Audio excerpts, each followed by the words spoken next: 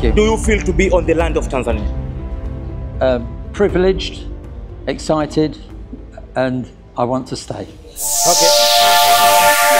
Tanzania ipo tayari, bodi ya utalii Tanzania ipo tayari, na WTA uongozi nao upo tayari na tayari wapo katika ardhi ya Tanzania, na hii yote ni kuelekea katika tuzo hizi za World Travel Awards. Mr. President, are you ready for the event on 28th of June?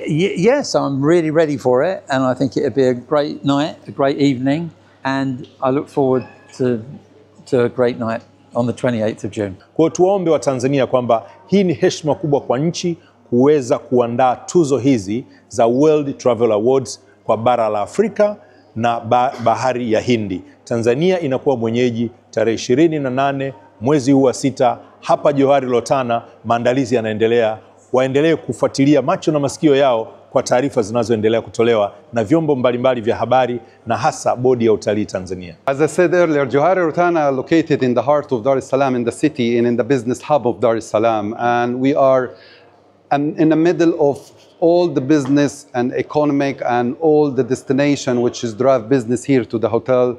The hotel is ready to receive many different international guests, investors, local government, and many different section in order to host them in the hotel. Is not only for their stay, but they can come to the hotel for their conference, for their accommodation, and they're also for their dining. So we are fully equipped to receive the guest and to deliver the exceptional service which is reflect our brand Johari Lotana.